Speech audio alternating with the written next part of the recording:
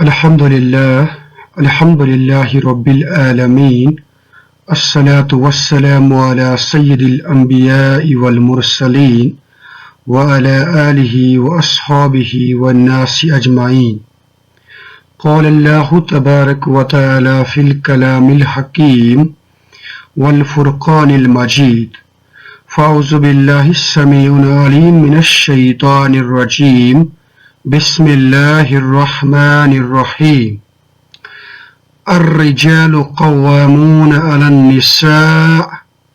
بما فضل اللہ بعضهم علی بعض وبما انفقوا من اموالهم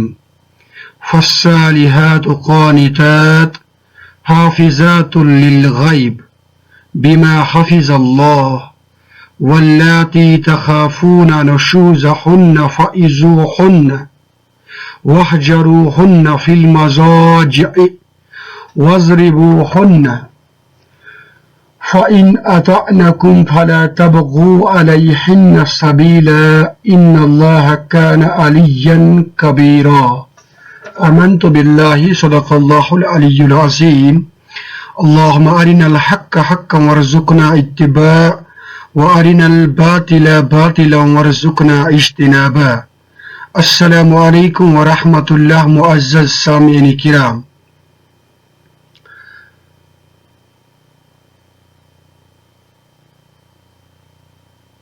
رکوع نمبر 6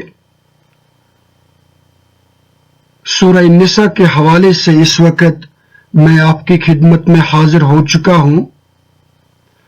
چنانچہ آپ نے پچھلے رکوعات کے اندر دیکھا ہوگا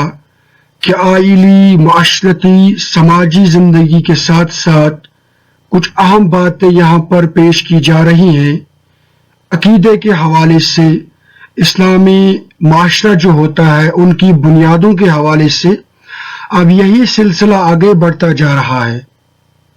اور کہا جا رہا ہے الرجال قوامون علی النساء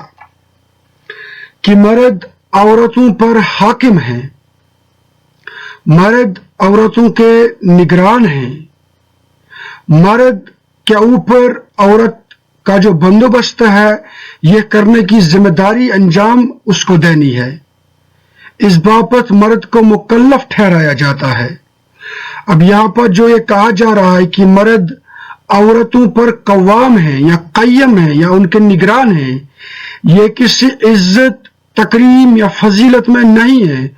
بلکہ محض اس حوالے سے ہے کہ خاندان جو کسی سماج کی بنیادی اکائی ہوتی ہے، اس کے اندر جو نظم و نسق ہوگا یہ کیسے چلے گا۔ جس طریقے سے ایک ملک کے اندر پریزیڈنٹ صرف ایک ہی ہوتا ہے، پرائم منسٹر صرف ایک ہی ہوتا ہے، دو نہیں ہو سکتے، یا اگر دو ہوں گے تو فساد پیدا ہوگا، بگاڑ پیدا ہوگا۔ تو اسی طریقے سے گھر کے اندر بھی آپ نے کسی ایک شخص کے اوپر ذمہ داری عائد کرنی ہے کہ وہ اپنے گھر کا، اپنے بال بچوں کا، اپنی بیوی کا، اپنے والدین کا بندوبست کرے۔ تو اس حوالے سے مرد کو مکلف ٹھہرا دیا گیا ہے۔ بما فضل اللہ بعضهم علی بعض، اس وجہ سے کہ ان میں سے بعض کو بعض پر فضیلت دی گئی ہے، یعنی کہ گھر کا جو نظم و نسق ہے اس کو چلانے کا اہل مرد ہے، اس کے لیے جو ذمہ داریاں ہیں وہ مرد زیادہ اچھے طریقے سے انجام دے پائے گا عورت کے مقابلے میں۔ وَبِمَا أَنفَقُوا مِنْ أَمْوَالِهِمْ، اور اس وجہ سے بھی کہ مرد کو عورت پر اپنا مال خرچ کرنا ہوتا ہے، یعنی کہ عورت کا جو نان و نفقہ ہے اس کی ذمہ داری مرد پر عائد کر دی گئی ہے۔ اس لحاظ سے گھر کا جو نظم و نسق ہے، گھر کا جو بندوبست ہے، گھر کی جو نگرانی ہے، اس کی ذمہ داری مرد پر عائد کر دی گئی ہے۔ اس کے بعد فرما دیا جاتا ہے فالصالحات قانتات، پس جو نیک بیویاں ہوتی ہیں وہ اطاعت شعار ہوتی ہیں، یعنی کہ وہ اپنے شوہروں کا مانتی ہیں، لیکن خیال رہے اس میں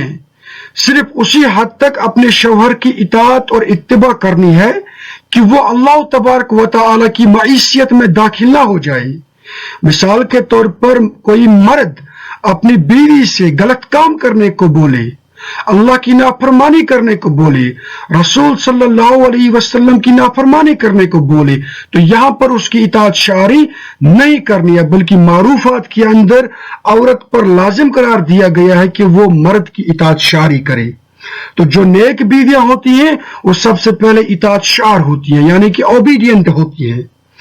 حافظات للغیب، اور اس کے بعد اہم بات ہے، جو اہم خصوصیت نیک بیویوں کی بیان کی گئی ہے وہ یہ ہے کہ وہ غیب میں حفاظت کرنے والیاں ہوتی ہے، بیما حفظ اللہ، اللہ کی حفاظت سے۔ چنانچہ جو عورت ہوتی ہے یہ بذات خود ایک مرد کی عزت اور تکریم کا ذریعہ ہوتی ہے، یہ مرد کی عفت ہوتی ہے، اور اس کے ساتھ ساتھ مرد جب اپنے گھر سے باہر نکلتا ہے تو گھر کے اندر جتنا بھی ساز و سامان ہوتا ہے اس کی نگران اب ایک عورت بن جاتی ہے۔ تو یہاں پر کہا گیا ہے کہ جو نیک شار بیوی ہوتی ہے وہ ایک تو خود کی حفاظت کرتی ہے، جس میں یہ لازم آتا ہے کہ وہ مرد کے عزت کی بھی حفاظت کرتی ہے، اور اس کے ساتھ ساتھ مرد کا جو مال ہوتا ہے، مرد کا جو گھر ہوتا ہے، مرد کے جو بچے ہوتے ہیں ان کی بھی وہ حفاظت کرتی ہے۔ اس کے بعد فرما دیا گیا ہے واللاتی تخافون نشوزہن، اب اگر کوئی عورت اطاعت شار نہیں ہوتی ہے بلکہ نافرمان اور ناہنجار ہوتی ہے تو یہاں پر لازمی سی بات ہے ایک اختلاف پیدا ہو سکتا ہے، یا ان کو یہ دیکھنے کو مل جائے گا کہ عورت سرکشی پر اتر آئی ہے، نافرمانی پر اتر آئی ہے، یہ مرد کا مانتی نہیں ہے بلکہ یہ بے ایمانی کرتی ہے، بلکہ یہ ناانصافیاں کرتی ہیں، تو آپ کیا کریں گے؟ فَإِذُوهُنَّ، تو اس کے لیے پہلا قدم جو بتا دیا گیا ہے وہ یہ ہے کہ آپ ان کو نصیحت کریں۔ بیچ میں سے بعض دوست سوال پوچھتے ہیں، سوال پوچھنے کے لیے آپ کو باقی ذرائع ہیں، یا اس گروپ کے آخر میں اس کلاس کے آخر میں آپ سوالات پوچھ سکتے ہیں، اس سے تھوڑی بہت ڈسٹربنس ہوتی ہے۔ تو کہا جا رہا ہے کہ جن بیویوں سے آپ کو سرکشی کا خوف ہو تو سب سے پہلے کون سا قدم آپ اٹھائیں گے؟ فَإِذُوهُنَّ، ان کو آپ نصیحت کریں گے۔ تو پہلا مرحلہ آئے گا سمجھانے کا، بجھانے کا، ڈانٹ ڈپٹ کا، ان کو سمجھاؤ معروفات سے، اچھے طریقے سے۔ لیکن اگر وہ اس چیز سے بھی مطمئن نہ ہو جائے تو آپ کیا کریں گے؟ وَاهْجُرُوهُنَّ فِي الْمَضَاجِعِ، تو ان کو اپنے بستروں سے الگ کر دیجئے۔ یہ دوسرا سٹیپ آئے گا کہ پہلے سٹیپ کو لینے کے بعد اگر انہوں نے آپ کی نہیں مانی تو آپ ان کو اپنے بستروں سے، اپنی خوابگاہوں سے الگ کر دیجئے۔ لیکن اگر اس کے باوجود بھی وہ سرکشی پر اتراتی رہیں، انہوں نے اپنے اندر اصلاح کا کام نہیں کیا، تو آپ کیا کریں گے؟ وَاضْرِبُوهُنَّ، تو ان کو مارو۔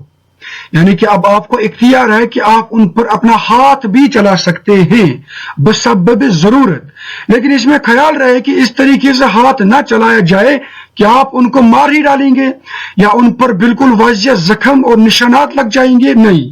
یا ان کے چہرے پر ماریں گے، نہیں۔ مارو اس حد تک کہ ان کو احساس ہو جائے کہ یہ غلط کام کر رہی ہیں اور ان کو باز آنا چاہیے ان تمام غلط کاموں سے۔ اس کے بعد فرما دیا گیا ہے فَإِنْ أَطَعْنَكُمْ فَلَا تَبْغُوا عَلَيْهِنَّ سَبِيلًا، اس کے بعد اگر وہ آپ کی اطاعت کریں گے تو ان کے خلاف خواہ کے وجوہات مت ڈھونڈو،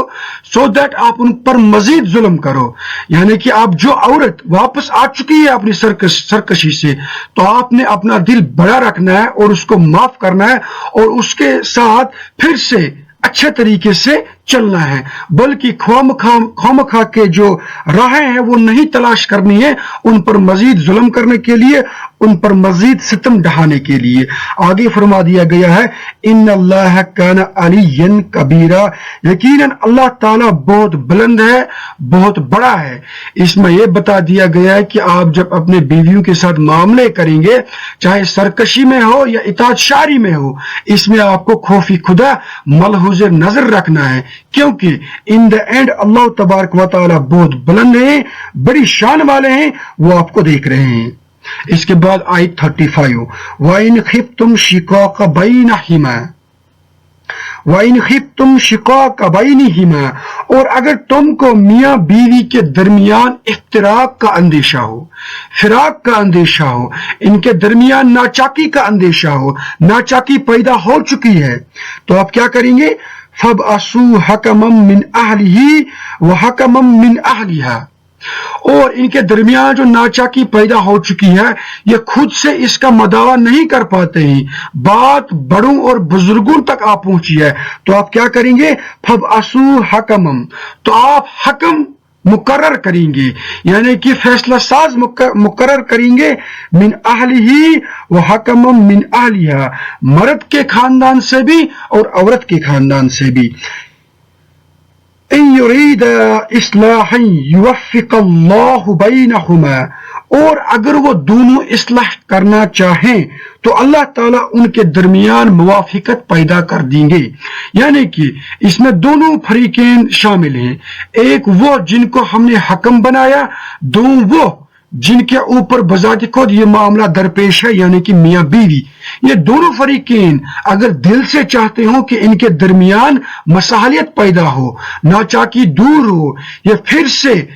اپنی زندگی اچھے طریقے سے جی سکیں، تو اللہ تبارک و تعالی ان کے درمیان کوئی نہ کوئی راہ ضرور تلاش کریں گے۔ تو اس کا مطلب یہ ہوگا کہ جو فریقین ہوں گے ان کے اندر نیک نیتی ہونی چاہیے، صلح کی، رحم دلی کی، تو اللہ تبارک و تعالی ان کے دلوں کے اندر بھی رحم ڈالیں گے۔ ان اللہ کان علیما خبیرا، یقینا اللہ تبارک و تعالی سب کچھ جانتے ہیں اور سب کسی سے باخبر ہیں، تو کوئی ایسا نہ کرے ہم نے کسی کو حکم بنا دیا اور وہ خواہ مخواہ میں ان کے درمیان مزید فاصلہ تنگ کر دے۔ تو اس حوالے سے ہر ایک کو یہ بات مد نظر رہنی چاہیے کہ ہمیشہ اس بابت کام کرنا چاہیے کہ دونوں کے درمیان صلح پیدا ہو جائے۔ اس کے بعد آیت نمبر 36 وَاعْبُدُوا اللَّهَ، اور دیکھو صرف اللہ کی ہی بندگی کرو، وَلَا تُشْرِكُوا بِهِ شَيْئًا، اور کسی چیز کو بھی اس کے ساتھ شریک نہ ٹھہراؤ، وَبِالْوَالِدَيْنِ إِحْسَانًا، دیکھو اللہ تبارک و تعالیٰ کے اوپر سب سے پہلا حق جو آپ کا ہے وہ یہ ہے کہ صرف اور خالص اسی کی بندگی کی جائے اور اس کے ساتھ کسی کو شریک نہ ٹھہرایا جائے۔ اس کے بعد یاد رہے آپ نے حسن سلوک کرنا ہے اپنے والدین کے ساتھ۔ قرآن پاک میں 4 جگہوں پر اس طریقے سے والدین کے ساتھ حسن سلوک کی تاکید کی گئی ہے کہ اللہ تبارک و تعالی نے جہاں پر اپنی اطاعت کا حکم دیا ہے اس کے فوراً بعد یہ کہا کہ آپ نے اپنے والدین کے ساتھ حسن سلوک سے پیش آنا ہے۔ اس پر بہت ساری حدیثیں، بہت سارا مواد آپ کو احادیث کی کتابوں میں سننے اور پڑھنے کو ملے گا۔ وَبِذِي الْقُرْبَى وَالْيَتَامَى وَالْمَسَاكِينِ، اور قرابت داروں، یتیموں اور محتاجوں کے ساتھ بھی نیک سلوک کرو۔ وَالْجَارِ ذِي الْقُرْبَى وَالْجَارِ الْجُنُبِ، اور قریبی ہمسائے اور اجنبی ہمسائے کے ساتھ بھی آپ اچھے سے پیش آئیے۔ وَالصَّاحِبِ بِالْجُنُبِ وَابْنِ السَّبِيلِ، اور ہم نشین ساتھی کے ساتھ بھی حسن سلوک کے ساتھ پیش آئیے، اور ہم نشین مسافر جو ہوگا اس کے ساتھ بھی آپ اچھے سے پیش آئیے۔ وَمَا مَلَكَتْ أَيْمَانُكُمْ، اور وہ لونی غلام جو تمہارے ملک یمین میں ہو ان کے ساتھ بھی آپ اچھے سے پیش آئیے۔ ان اللہ لا يحب من كان مختالا فخورا، اللہ بالکل پسند نہیں کرتا ان لوگوں کو جو شیخی خور اور اکڑنے والے ہوتے ہیں، جو تکبر کرنے والے ہوتے ہیں، جن کے اندر گمڑ کوٹ کوٹ کر بڑا ہوتا ہے، ان کو اللہ تبارک و تعالیٰ قطعی طور پر پسند نہیں کرتے ہیں۔ تو یہاں پر بتا دیا گیا ہے کہ آپ کے جو قریبی رشتہ دار ہیں ان کے ساتھ اچھے سے پیش آئیے، یتیم جو ہوں گے آس پاس ان کے ساتھ اچھے سے پیش آئیے، اور جو خاص کر محتاج ہوں گے ان کے ساتھ بھی بڑے اچھے سے آپ پیش آئیے۔ اس کے بعد ہمسایہ کے حوالے سے بتا دیا گیا کہ ان کے ساتھ آپ نے بہت اچھے سے پیش آنا ہے، چاہے یہ قریبی ہمسایہ ہو، یعنی کہ آپ کے رشتہ دار اگر ہمسایہ ہیں، چاہے وہ لوگ ہو یا چاہے آپ کے غیر رشتہ دار ہمسایہ ہو، چاہے کوئی اجنبی ہمسایہ ہو، ان کے ساتھ بھی آپ نے بڑے اچھے سے سلوک کرنا ہے۔ ہمسایہ کے ساتھ حسن سلوک کی تاکید کے حوالے سے اگر کچھ بولنا ہوگا تو بہت کچھ بولا جا سکتا ہے۔ اس وقت اکتفا کریں گے محض اسی بات پر کہ نبی صلی اللہ علیہ وسلم نے فرمایا کہ حضرت جبریل علیہ السلام اللہ تبارک و تعالیٰ کی طرف سے ہمسائے کے ساتھ حسن سلوک کی اتنی تاکید کرتے تھے کہ مجھے لگتا تھا کہ شاید ہمسائے کو بھی ہمیں اپنی وراثت کا کوئی نہ کوئی حصہ دینا ہوگا۔ تو اس حوالے سے ہمسائے کے ساتھ نیک سلوک کریے، بلکہ کہا جا سکتا ہے کہ آپ کا ہمسایہ اگر نیک ہے تو آپ بھی پھلیں گے اور پھولیں گے، لیکن خدا نہ خواستہ اگر آپ کا ہمسایہ نیک نہیں ہے، بد ہے، تو یہ آپ کے لیے بھی بہت بڑی مصیبت کا باعث بن سکتا ہے۔ اللہ تبارک و تعالی ہم سب کو اچھے ہمسائے نوازے۔ اس کے بعد فرما دیا گیا ہے کہ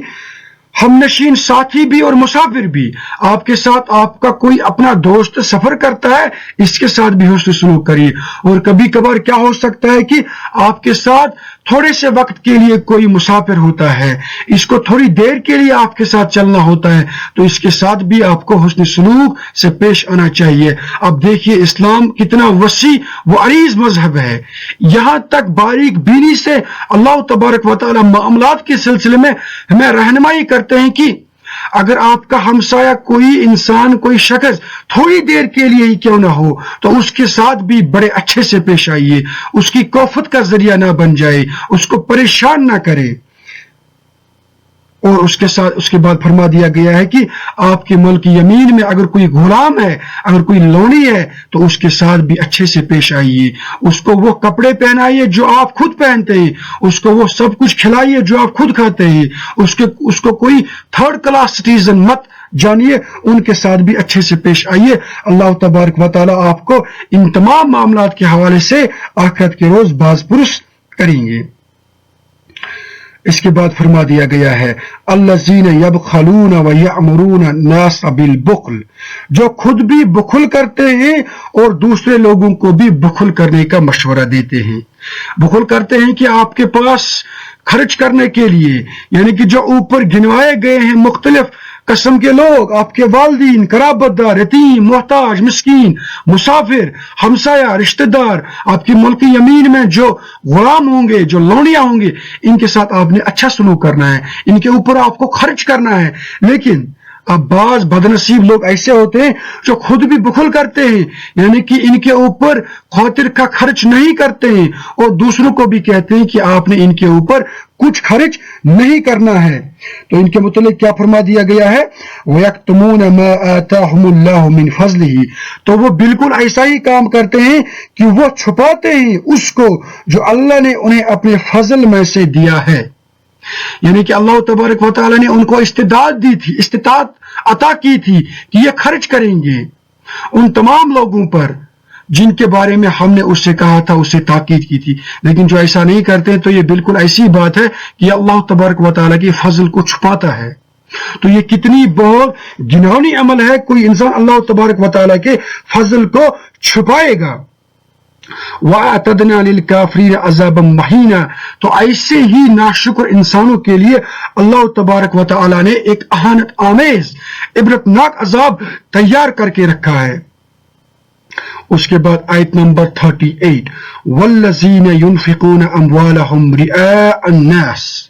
اور وہ لوگ بھی اللہ تبارک و تعالیٰ کو سخت ناپسند ہیں جو اپنے مال خرچ کرتے ہیں محض اس وجہ سے کہ لوگوں میں ان کا نام بڑھ جائے یا لوگوں کو دکھانے کے لیے وہ مال خرچ کرتے ہیں، ایسے لوگ بھی اللہ تبارک و تعالیٰ کی نظروں میں سخت گرے ہوئے ہیں۔ وَلَا يُؤْمِنُونَ بِاللَّهِ وَلَا بِالْيَوْمِ الْآخِرِ، حقیقت میں یہ وہی لوگ ہوتے ہیں جنہیں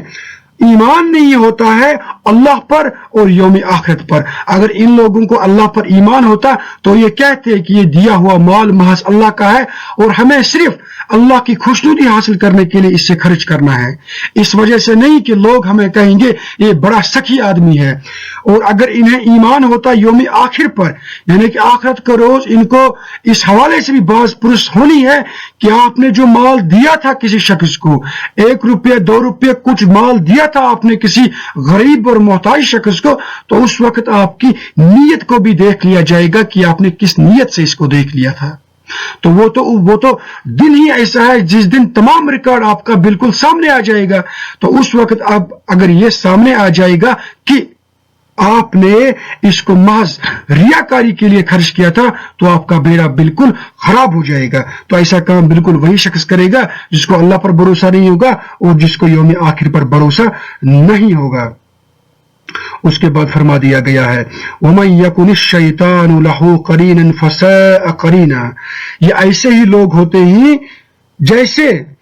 ان کا ساتھی شیطان ہو جائے، اور جس کا ساتھی شیطان ہو جائے تو اس کو بہت برا ساتھی مل گیا۔ تو اس میں یہ بات بھی بالکل واضح ہو جاتی ہے کہ اللہ تبارک و تعالیٰ نے اگر کسی شخص کو کچھ مال دیا ہے، استطاعت دی ہے، تو اس کا جو اثر ہے وہ اس کے ظاہر پر بھی نمایاں ہو جائے۔ بعض لوگ ایسے ہوتے ہیں جن کو اللہ تبارک و تعالیٰ نے بہت زیادہ استطاعت دی ہوتی ہے، لیکن ایسے چلتے پھرتے ہی لگتا نہیں ہے کہ ان کو اللہ تبارک و تعالیٰ نے کوئی فضل کیا ہے۔ تو جو شخص ایسی روش اختیار کرتے ہیں، یہ بالکل ایسی بات ہے، یہ کفران نعمت کرتے ہیں، یہ اللہ تبارک و تعالیٰ کی نعمتوں کو چھپاتے ہیں۔ تو لازم ہے اللہ تبارک و تعالیٰ نے آپ کو اگر کسی قسم کی استطاعت عطا کی ہے تو اس کا اثر آپ کے ظاہر پر بھی ہو جائے، آپ کے گھر پر بھی ہو جائے، اور آپ کے جو آس پاس کی سوسائٹی ہے اس میں بھی یہ نمایاں ہو جائے کہ اللہ تبارک و تعالیٰ نے آپ کے حوالے کوئی نہ کوئی استطاعت عطا کر دی ہے۔ اس کے بعد آیت نمبر 39 وَمَاذَا عَلَيْهِمْ لَوْ آمَنُوا بِاللَّهِ وَالْيَوْمِ الْآخِرِ، ان لوگوں پر کیا آفت آ جاتی ہے اگر یہ اللہ اور یوم آخر پر صدق دل سے ایمان لے آتے۔ یعنی کہ یہ جو خطاب ہو رہا ہے مشرکین سے، خاص کر یہودیوں سے، تو انہیں کہا جا رہا ہے کہ حالانکہ ان کے دلوں میں یہ بات بالکل بیٹھ چکی ہے کہ یہ کلام واقعی میں اللہ تبارک و تعالیٰ کا ہے، یہ نبی واقعی میں من جانب اللہ ہیں، تو اس کے باوجود بھی یہ لوگ اللہ پر اور یوم آخر پر ایمان نہیں لاتے ہیں۔ تو ان کو کیا ہوا ہے وَأَنفِقُوا مِمَّا رَزَقَهُمُ اللَّهُ، اور خرچ کرتے کھلے دل کے ساتھ اس میں سے جو اللہ نے انہیں دے دیا ہے۔ وَكَانَ اللَّهُ بِهِ عَلِيمًا، اور اللہ تعالیٰ ان سے اچھی طرح واقف ہے۔ یعنی کہ ان کی جو نیات ہوتی ہیں، حق بات جو ہے، نبی صلی اللہ علیہ وسلم کی جو نصیحت ہے، ان کا جو واعظ ہے، یہ ان کے دلوں کے اندر بیٹھ چکا ہے، اور اندر ہی اندر یہ اس بات کی گواہی دے چکے ہیں کہ واقعی میں نبی صلی اللہ علیہ وسلم کی دعوت برحق ہے، لیکن اس کے باوجود بھی یہ حق ماننے سے کتراتے ہیں۔ تو یہ کتنے ناہنجار اور نافرمان لوگ ہیں۔ اس کے بعد فرما دیا گیا ہے آیت 40 میں ان اللہ لا یظلم مثقال ذرہ، دیکھو یاد رہے اللہ تبارک و تعالی یقیناً کسی پر ذرہ برابر بھی ظلم نہیں کرتے۔ وَإِن تَكُ حَسَنَةٌ يُضَاعِفْهَا، اگر ایک نیکی ہوگی تو اللہ تبارک و تعالیٰ اس کو محض ایک ہی نیکی نہیں دے گا، بلکہ ایک سے بڑھ کر بہت ساری نیکیاں دے گا۔ اللہ تبارک و تعالیٰ نیکیوں میں تخفیف نہیں کرتے ہیں، ظلم اپنے بندے پر نہیں کرتے ہیں۔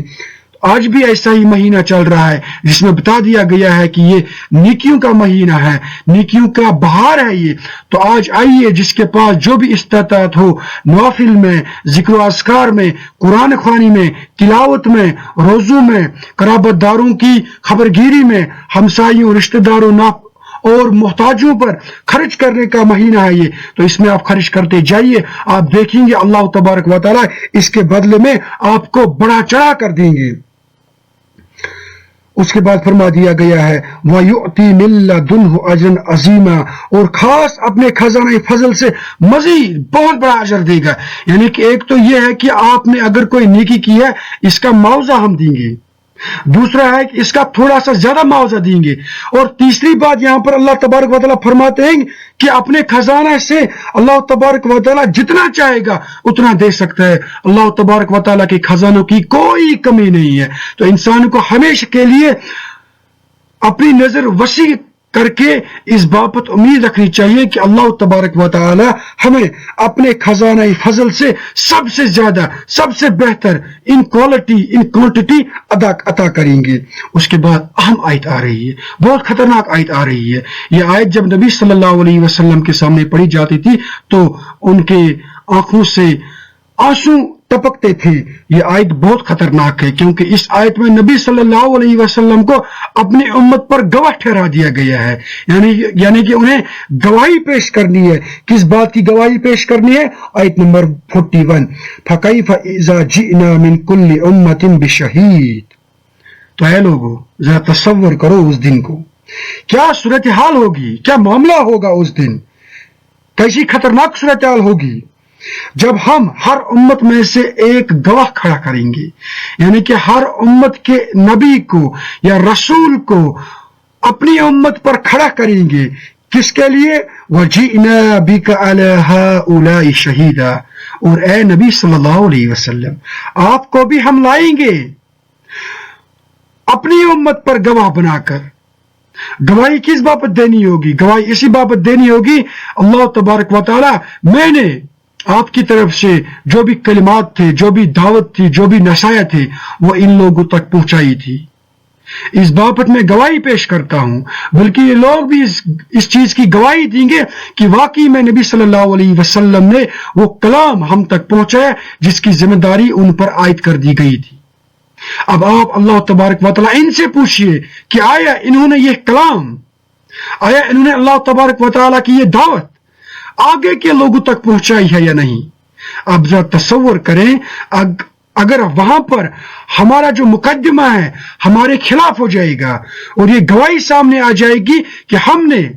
اگلوں تک یہ دعوت نہیں پہنچائی تھی، تو ہمارا حال کتنا سخت ہوگا، کتنا برا ہوگا۔ اس لحاظ سے قرآن کی یہ جو دعوت ہے، حدیث کی یہ جو دعوت ہے، یہ ہمیں آگے پہنچانی ہے۔ اس کے بغیر ہمارا کوئی چارہ ہی نہیں ہے۔ بلکہ اب اگر کل کو ہمارے اگلے والے لوگ کھڑا ہو جائیں گے، مقدمہ ہمارے خلاف دائر کر دیں گے اور کہیں گے یا اللہ اپنے نبی کے ذریعے سے آپ نے تو دعوت پہنچائی تھی ان تک، لیکن ان کو جو آپ نے کہا تھا کہ یہ ہمارے تک دعوت پہنچا دے، انہوں نے نہیں پہنچائی تھی، اللہ تبارک و تعالی ہمارے خلاف مقدمہ دائر ہو جائے گا اور پھر ہمیں ہی اہانت آمیز عذاب دیا جائے گا۔ اللہ تبارک و تعالی ایسی کسی ذلت سے ہمیں بچائے۔ اس کے بعد آیت نمبر 42، یومئذ یود الذین کفروا وعصوا الرسول لو تسوی بہم الارض۔ اس دن پھر تمنا کریں گے وہ لوگ جنہوں نے کفر کیا اور رسول کی جنہوں نے نافرمانی کی تھی، وہ کہیں گے، وہ تمنا کریں گے کہ کاش ان کے نیچے جو زمین ہے وہ دنس جائے اور وہ اسی میں غائب اور نسیان منسیہ ہو جائے۔ یعنی کہ جن لوگوں کے خلاف گواہی اب لگ چکی ہے، جن کو بچنے کا کوئی چانس ہی نہیں ہے، جن کے بارے میں ان کے اگلوں نے کہہ دیا کہ انہیں دعوت ہم تک نہیں پہنچائی، تو ابھی کیا چاہیں گے کہ یہ یہاں پر ہی نسیان منسیہ ہو جائے۔ وَلَا يَكْتُمُونَ اللَّهَ حَدِيثًا، اور حقیقت میں وہ اللہ تبارک و تعالیٰ سے کوئی بھی بات نہیں چھپا سکتے ہیں۔ تو ایسے لوگوں کے لیے نہایت ہی اہانت آمیز عذاب ہوگا۔ تو اللہ تبارک و تعالیٰ سے ایسی کوئی بھی بات یہ لوگ چھپا نہیں سکتے ہیں۔ اللہ تبارک و تعالیٰ ایسی کسی کڑی سے ہمیں بچائیے۔ رمضان المبارک کے جو یہ مبارک دن چل رہے ہیں، ان کے اندر جو فیوز اور برکات ہیں، اللہ تبارک و تعالیٰ ہمیں ان سے مالا مال کرے۔ اللہ تبارک و تعالی ہمیں زیادہ سننے، زیادہ بولنے سے زیادہ عمل کرنے کی توفیق عطا فرمائے۔ بولنے میں اگر کوئی غلطی ہوئی ہوگی تو اللہ تبارک و تعالی اس سے معاف کرے، سننے میں بھی اگر کوئی غلطی ہوئی ہوگی تو اللہ تبارک و تعالی اس سے ہمارے دلوں سے محو کر دے۔ ربنا آتنا فی الدنیا حسنۃ وفی الآخرۃ حسنۃ وقنا عذاب النار۔ ربنا تقبل منا انک انت السمیع العلیم۔ صدق اللہ العلی العظیم۔ السلام علیکم ورحمۃ اللہ۔